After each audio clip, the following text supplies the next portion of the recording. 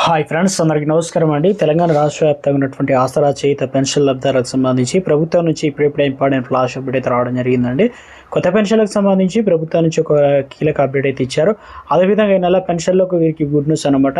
ఎవరెవరికి good news ఏంటి, ఎంత మొత్తంలో పెంచి ఇవ్వబోతున్నారు, ఎవరెవరికి ముందుగా ఇచ్చే అవకాశాలు అవుతుంది, వీరికి మాత్రం బ్యాడ్ న్యూస్ అని చెప్తున్నారు అనమాట. ఉగాది కనుక ఒక లేటెస్ట్ అప్డేట్ అయితే ఇచ్చే ప్రయత్నం చేశారు. ఆ వివరాలు ఏంటంటే కూడా వీడియోలో తెలుసుకుందాం. వీడియోని చివరి చూడండి, అర్థమవుతుంది. మొదటిసారి ఛానల్ వస్తే తప్పకుండా సబ్స్క్రైబ్ చేసుకోండి. చూస్తున్నారు కదా, లైక్ మర్చిపోతున్నారు, వెంటనే లైక్ చేయండి.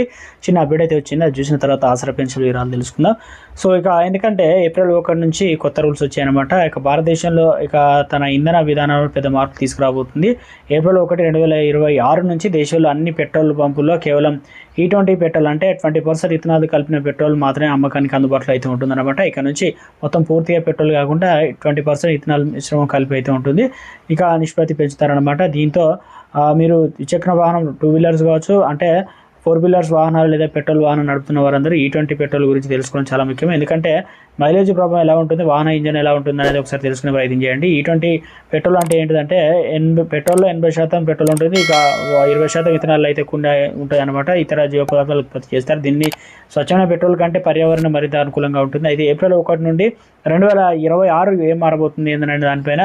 సో ఇక ముఖ్యంగా E20 పెట్రోల్ కనీసం 95 రీసెర్చ్ యాక్ట్ నెంబర్ అనేది ఉంటుందన్నమాట. తర్వాత సో దీనివల్ల ప్రయోజనాలు ఏంటంటే తక్కువ కాలుష్యం వస్తుంది. అదేవిధంగా ఇంజన్కు నాకింగ్ తగ్గుతుంది.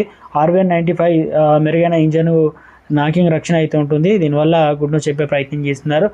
ఇక రైతులకు ప్రయోజనం, ఇథనాల్ ఉత్పత్తి పెరగడం వల్ల చెరుకు, మొక్కజొన్న డిమాండ్ అనేది పెరుగుతుందన్నమాట.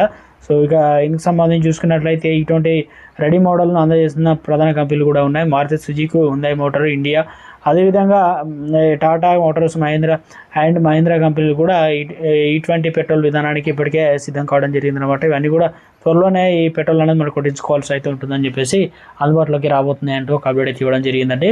సో ఇంకా లైక్ చేయకపోతే ఇప్పుడు లైక్ చేయండి, ఛానల్ సబ్స్క్రైబ్ చేసుకోండి. చూస్తున్నారు కానీ లైక్ చేయడం మర్చిపోతున్నారు, వెంటనే లైక్ చేయండి. తెలంగాణ రాష్ట్ర వ్యాప్తంగా చూసుకున్నట్లయితే ఇక ఇప్పటికే ప్రభుత్వం కొన్ని గుడ్ న్యూస్ చెప్తూ వస్తుంది. అందులో వచ్చేసి రైతులకు రైతు భరోసా అనేది అందిస్తున్నారు కదా. సో ఎక్కువ భూమి ఉన్న రైతులకు కూడా ఈ సీజన్లో 1 ఎకరం వరకు రైతు భరోసా ఇవ్వబోతుందని చెప్తున్నారు. అయితే ఇక ఆసరా పెన్షన్ వివరాలకు వచ్చినట్లయితే తెలంగాణ రాష్ట్ర వ్యాప్తంగా పెంపు అనేది ఎప్పుడు ఉండబోతుంది, ఆసరా పెన్షన్లు అసలు వాస్తవానికి తెలంగాణ రాష్ట్ర వ్యాప్తంగా ప్రభుత్వం అధికారంలోకి రాకంటే ముందే ఆసరా పెన్షన్లు మీ అందరికీ కూడా పెంచి ఇస్తామని చెప్పడం అయితే జరిగింది. కానీ ఇప్పటి వరకు కూడా పెంచిన పెన్షన్లు అనేది ఊసెత్తలేదు. సో ఆసరా పెన్షన్లు వాస్తవానికి ఇస్తారా ఇవ్వరా అని చెప్పేసి చాలామంది అడుగుతున్నారనమాట. ఎందుకంటే ఇప్పుడు పక్కన ఉన్నటువంటి ఆంధ్రప్రదేశ్లో మాత్రం దివ్యాంగులకు ఉచితంగా బస్సు ప్రయాణం అయితే కల్పిస్తున్నారు ఫ్రీగా వారికి.